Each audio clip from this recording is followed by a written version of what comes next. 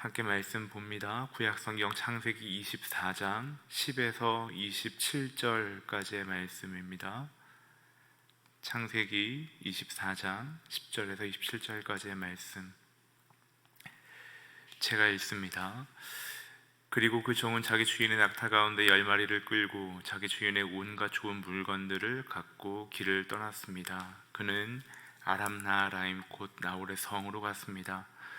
종은 성박 우물 곁에서 낙타들을 쉬게 했습니다. 때는 저녁 무렵으로 여자들이 물을 기르러 나오는 시간이었습니다.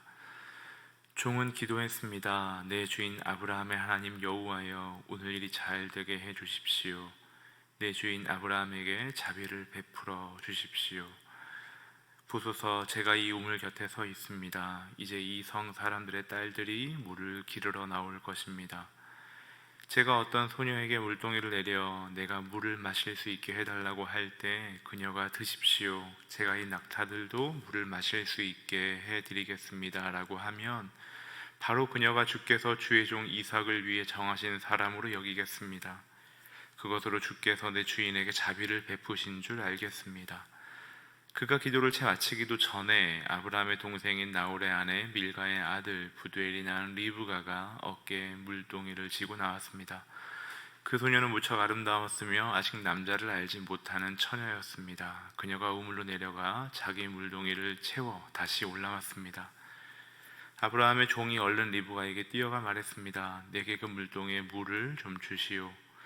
네 주여, 드십시오 하면서 그녀는 얼른 자기의 물동이를 내려서 손에 받쳐 들고 그에게 마시게 했습니다.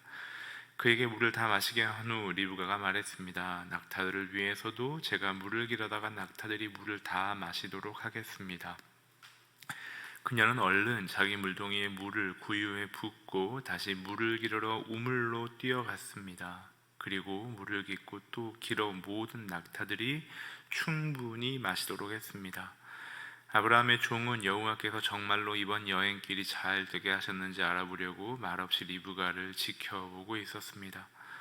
낙타가 물을 다 마시고 나자 종은 무게가 2분의 1세겔 나가는 금 코걸이 하나와 10세겔 나가는 금팔찌 2개를 주면서 물었습니다. 아가씨가 누구의 딸인지 제게 말해주시오. 아가씨의 아버지 집에 우리가 하룻밤 묵을 방이 있겠소. 리브가가 종에게 말했습니다. 저는 부두엘의 딸입니다. 할머니는 밀가이고 할아버지는 나홀입니다. 그녀가 종에게 이어 말했습니다. 저희 집에는 집과 여물이 많고 하룻밤 묵을 곳도 있습니다. 그러자 아브라함의 종이 머리 숙여 여호와께 경배를 드리며 말했습니다.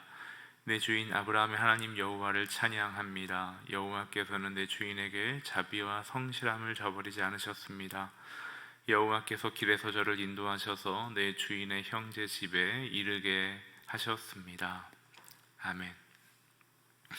오늘 창세기 24장 10절 이하의 말씀에 보면 그 24장 1에서 9절까지의 말씀에 나와 있던 이제 노쇠한 아브라함이 그의 늙은 종을 그 약속의 씨앗인 약속의 자손인 이삭의 아내를 구하도록 가나안 지역이 아닌 자기의 고향 지역으로 가서 그 아내감을 신부감을 구해오도록 보냈고 10절 이하에는 그 보내진 늙은 종이 엘리에셀이 어떻게 그 리브가를 만나는지, 그리고 그 리브가를 만나는 과정에서 그 종의 태도가 어떠했는지가 기록되어 있죠.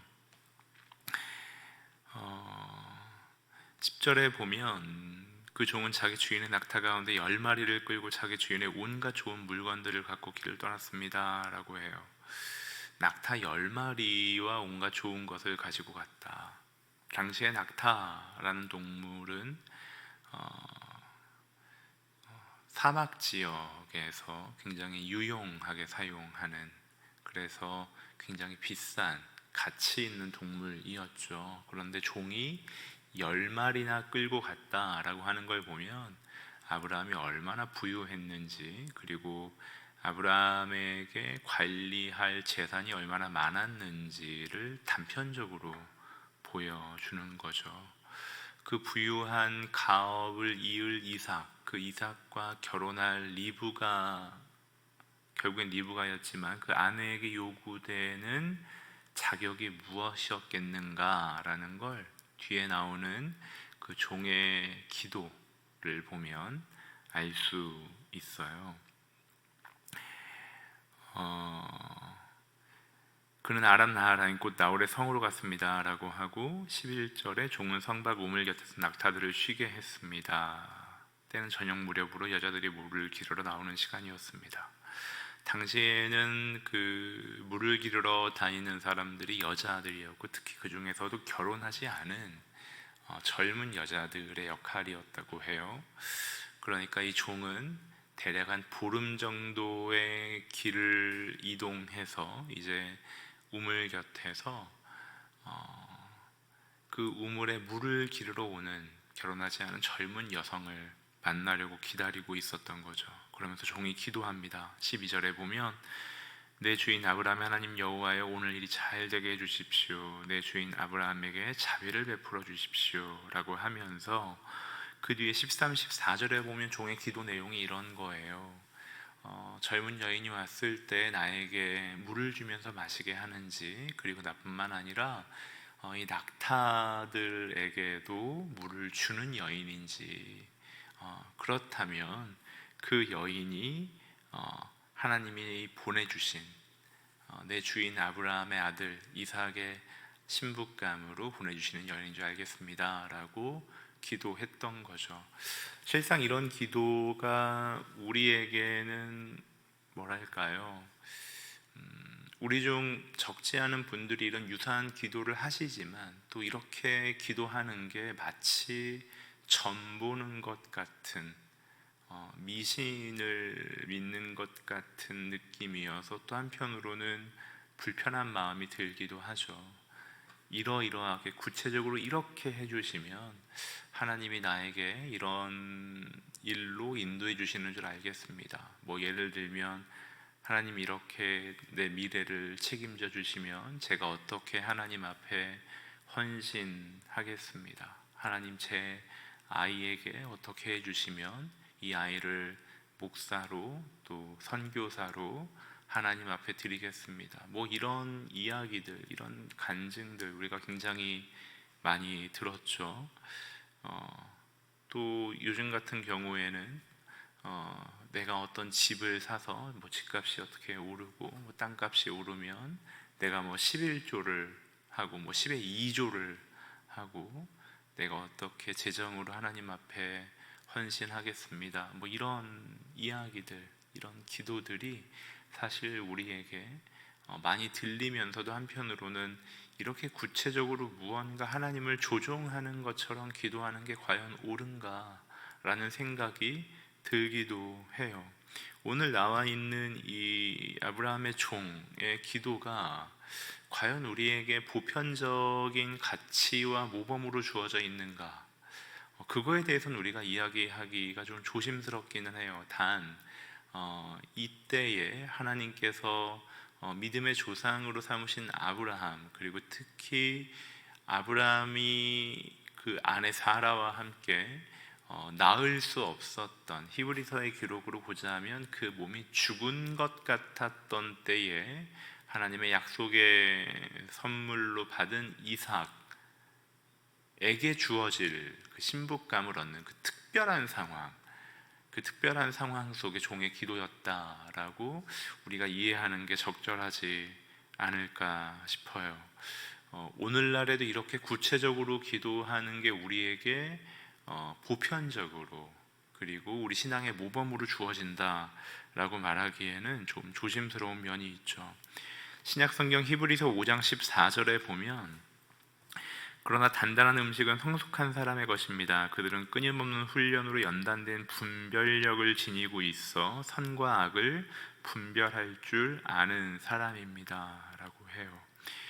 성숙한 사람의 특징은 끊임없는 훈련으로 연단된 분별력을 지니고 있다, 지식, 지각을 지니고 있다라고도 번역하죠.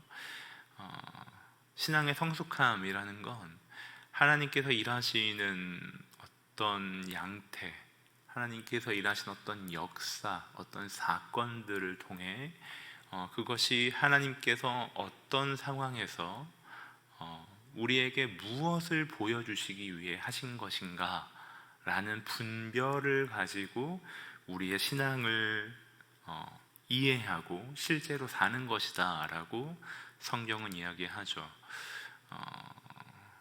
구약 성경에 특히 오늘 읽은 이런 창세기의 기록들을 우리가 그 모든 사건들을 우리의 보편적인 일반적인 신앙의 모범으로 삼는다고 하면 그것이 좀 과장되어서 확대된다면 이렇게도 할 수 있는 거죠.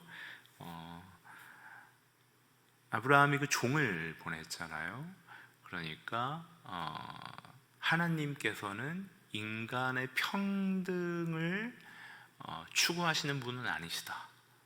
하나님께서는 신분제를 옹호하시는 신이다 라고 우리가 지금 누구도 적어도 교회 안에 있는 일반적인 사고를 하고 있는 사람이라면 누구도 그렇게 이야기하지 않죠. 성경 안에 기록되어 있는 사건이 과연 어떠한 맥락에서 우리에게 전해지고 있는가를 우리가 잘 생각해 봐야 할 필요가 있다고 생각해요.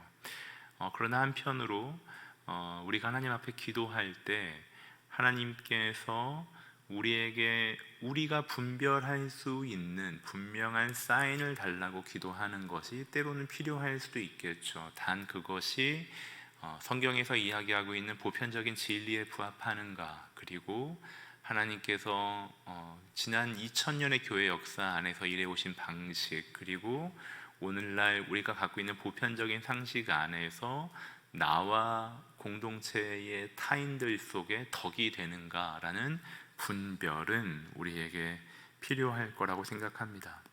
다시 오늘 본문 말씀으로 돌아가면 종의 기도대로 오늘 본문에 보면 이런 표현이 나오죠. 15절에 그가 기도를 채 마치기도 전에, 그러니까 그 기도를 하고 있는 중에 젊은 여인이, 아리따운 여인이 나타난 거예요.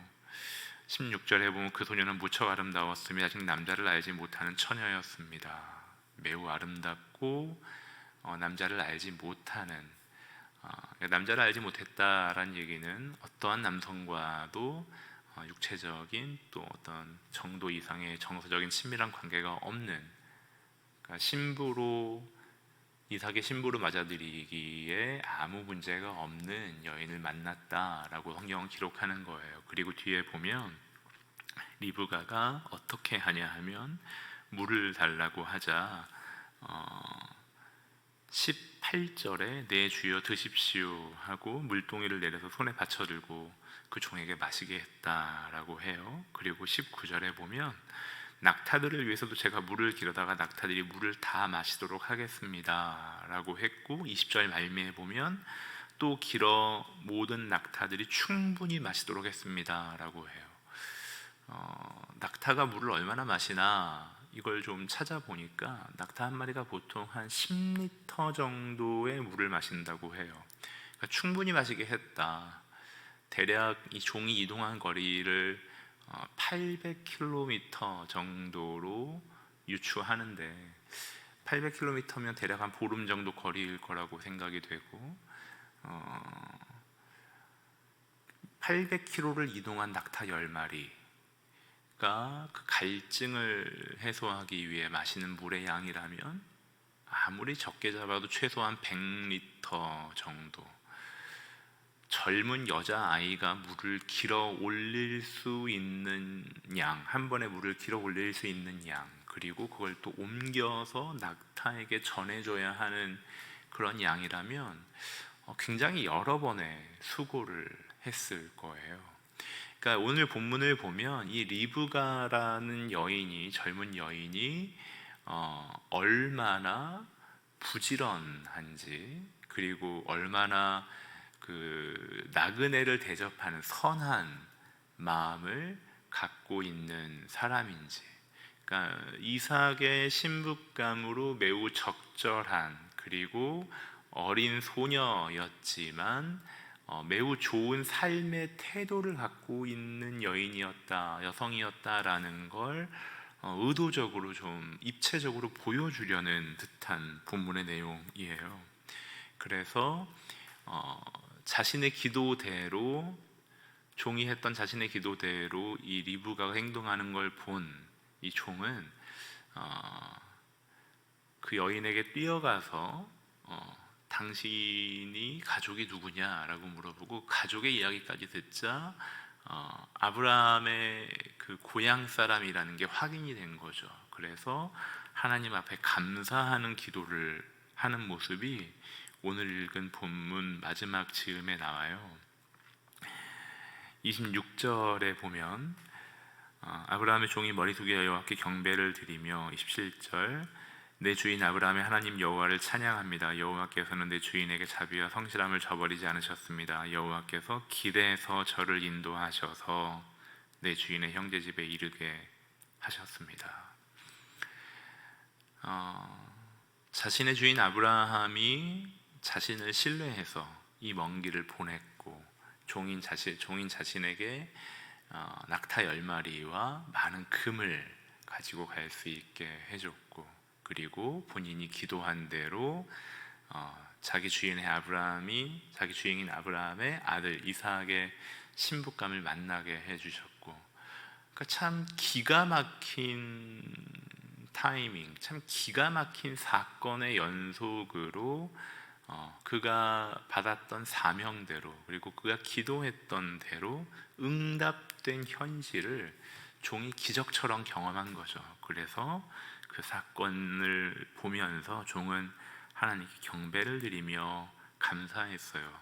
그 감사하면서 종의 기도에 이런 표현이 나와요. 여호와께서 길에서 저를 인도하셔서. 길에서 인도하셨다. 어딘가로 가는 방향, 어딘가로 가는 과정, 당장 10분 뒤, 1시간 뒤 사건을 우리가 알지 못하는데, 어떤 일이 벌어질지 알지 못하는 상황에서 하나님께서 선명하게 길을 인도하셔서 이렇게 내 주인의 아들 이삭의 신부감을 참 적절하게, 매우 좋은 사람을 만나게 해주셨다라는 게 10절에서 27절까지의 내용인 거예요. 그런데 저는 이 본문을 보면서 이 종의 말처럼 여호와께서, 하나님께서 길에서 이 종을 인도하셔서 아브라함의 약속의 자손인 이삭의 신부를 만나게 하셨는데, 그리고 그 신부감이 그냥 평범한 사람도 아니고 기도한 그대로 선한 마음과 부지런한 인성과 또 아브라함의 고향 사람이라는 그 모든 조건이 다 충족된 참 기가 막힌 만남이었음을 창세기 24장은 밝히고 있는데, 그렇게 연로한 아브라함, 그 오늘 본문이 나온 아브라함, 창세기 24장 1절에 보면 이런 표현이 있거든요. 여호와께서는 모든 일마다 아브라함에게 복을 주셨습니다. 모든 일마다 하나님께 복을 받는 아브라함, 그리고 그 아브라함이 신뢰하는 종 엘리에셀, 그리고 그 종이 가서 먼 길을 가서 기도할 때 그 기도를 마치기도 전에 그 기도한 그대로 나타난 젊은 여성 리브가, 그 리브가를 만나서 하나님께서 이 길에서, 길이라는 표현을 우리에게 어떤 일이 벌어질지 모르는 그 수많은 가능성 중에 하나에 하나님께서 참 기가 막힌 만남과 사건을 주셨습니다 라는 감사이거든요.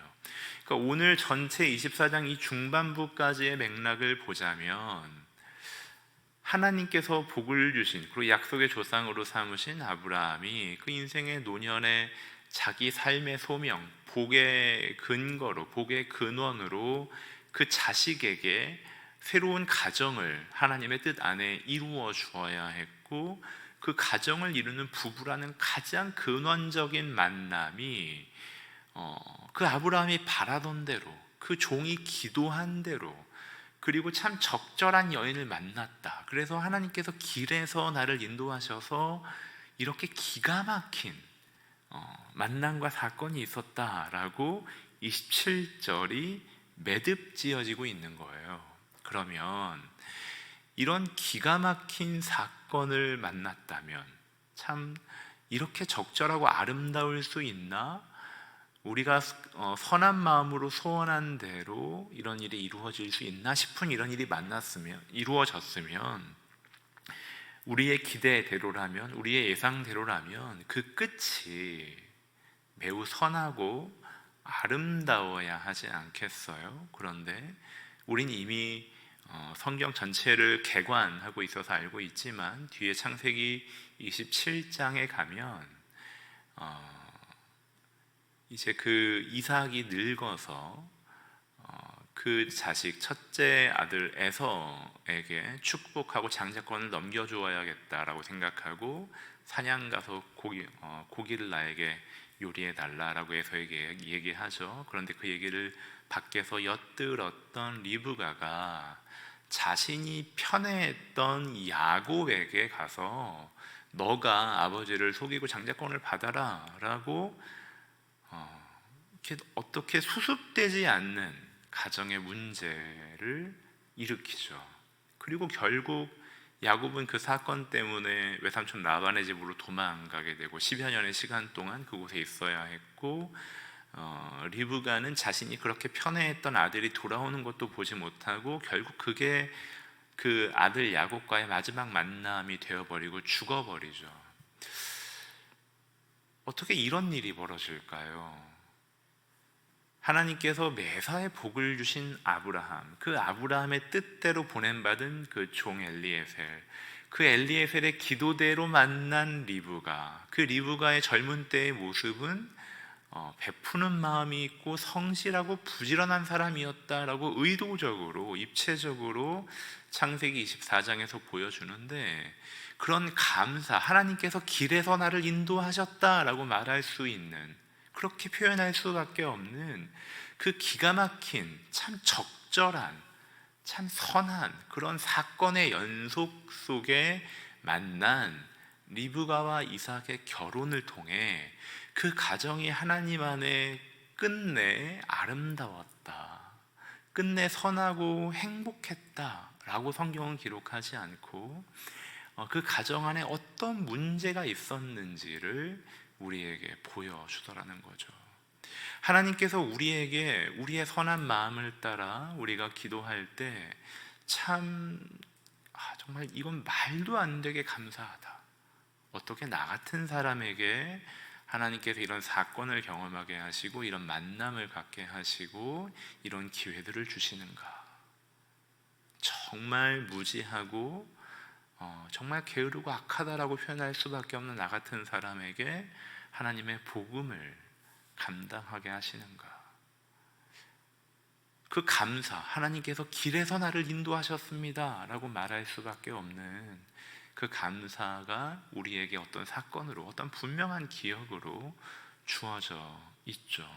그런데 우리가 그렇게 기도할 수 있는 시간이 지금이다, 혹은 우리가 그렇게 기도한 시간이 있었다라는 게 우리의 앞날이 하나님의 뜻 안에 든든히 세워지며 우리의 모든 시간이 하나님께 순종하여 그 끝내 하나님께 감사하는 것으로 그 시간을 마침표를 찍는다, 마무리한다라는 걸 보장하지는 않더라는 거예요. 하나님께서 우리의 길을 인도하실 때 우리가 물론 감사해요.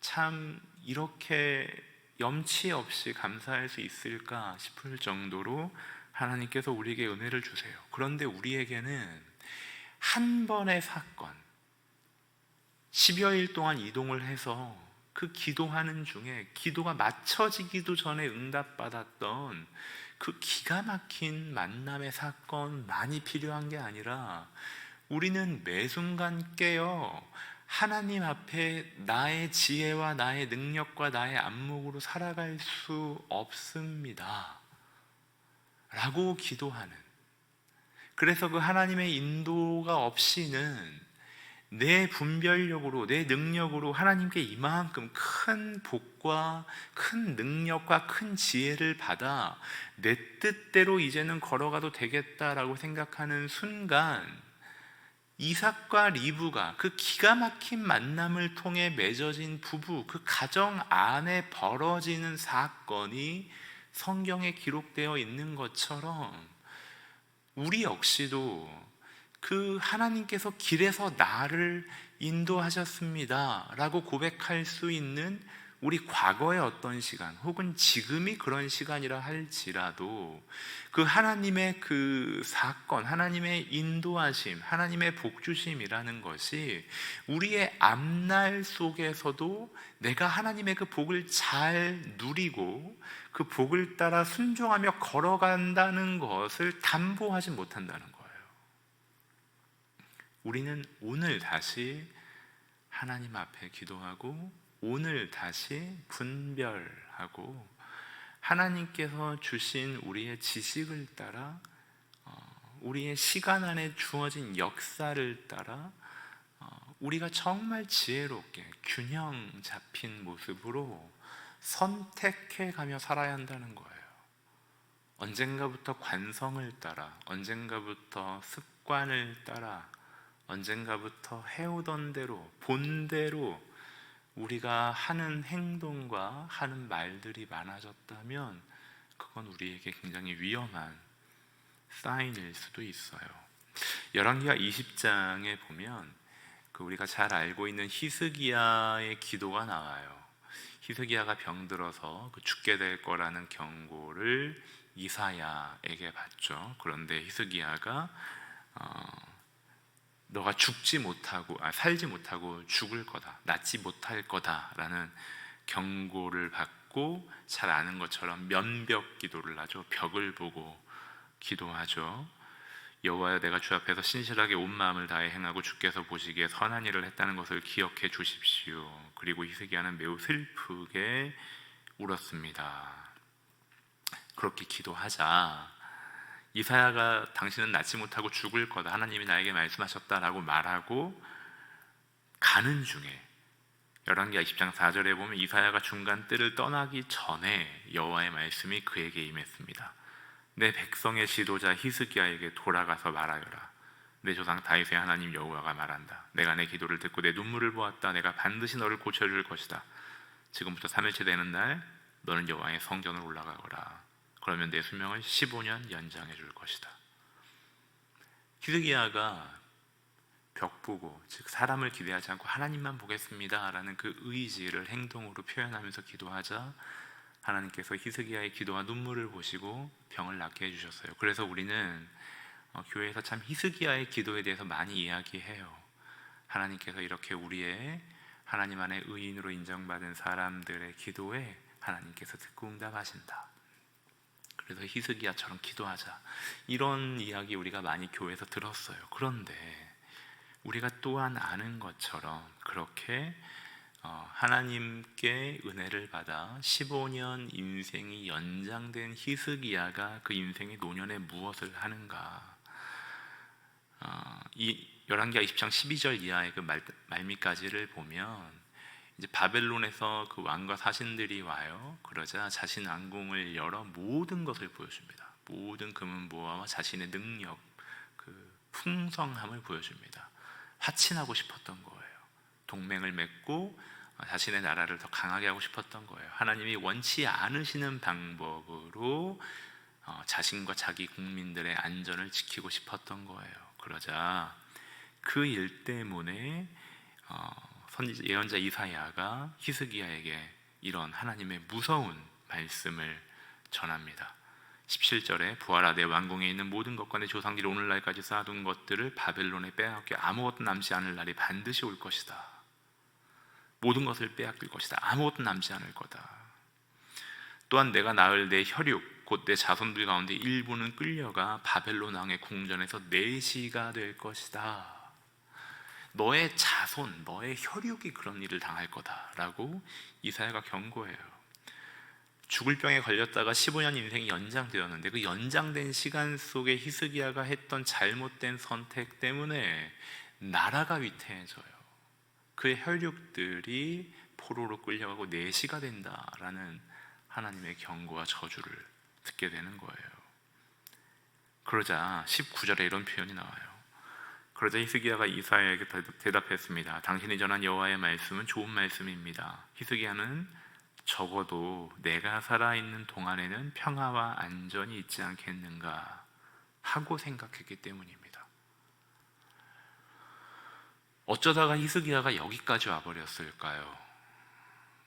내 때만 아니면 괜찮다, 내 나라가 망하고 내 혈육과 내 자손이 원수의 나라에 끌려가 내시가 되어도 내가 죽은 다음이니까 괜찮다라고 생각하는 자리까지 가요.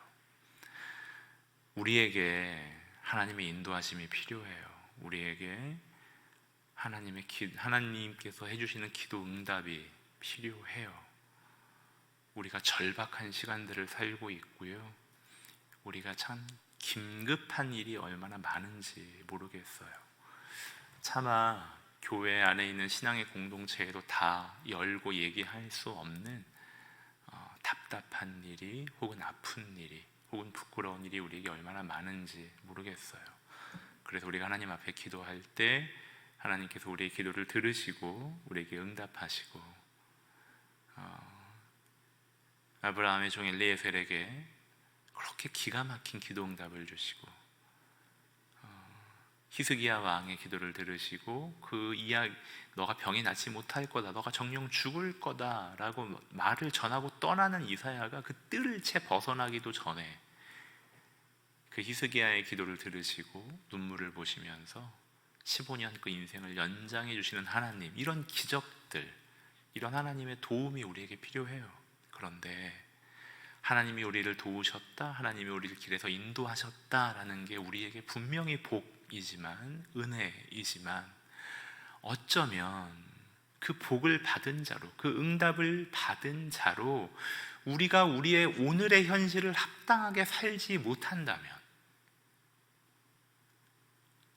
더 많은 영향력과 더 많은 지혜와 지식을 가진 채로 오늘을 어제의 관성대로 살아간다면, 하나님 앞에 오늘 더 무릎 꿇지 못한다면, 어쩌면 차라리 그 기도가 응답받지 않음만 못하는 그런 삶의 모습도 있다라고 성경은 우리에게 보여줘요.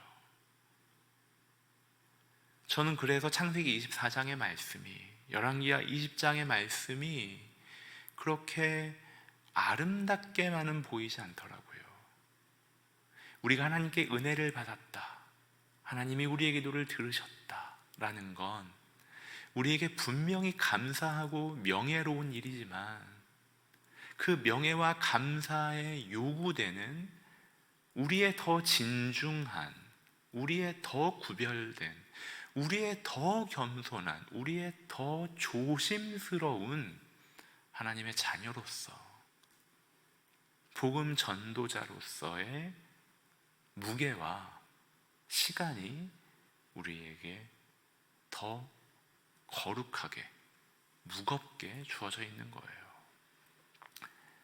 하나님께서 길에서 우리를 인도하셨다라는 그 분명한 기억을 가지고 계시다면, 히스기야의 기도처럼 정말 어떻게 해볼 수 없는 상황에서 하나님께서 우리의 기도를 들으시고 우리의 삶의 현장을 역전시키신 그 기적과도 같은 시간을 걷고 계시다면, 우리의 내일도, 우리의 5년 뒤, 10년 뒤도, 그리고 바라기는 우리의 혈육, 우리의 자녀들의 삶도 하나님의 그런 인도함 안에, 하나님의 기도 응답 안에, 그 은혜와 감격 속에 살아가서 우리의 마지막은 우리의 오늘보다 하나님 앞에 가까이 있었다라고, 우리 이 생에서의, 우리 이 몸을 입은 육체의 마침표가 찍히기까지 우리가 정말 겸비하면서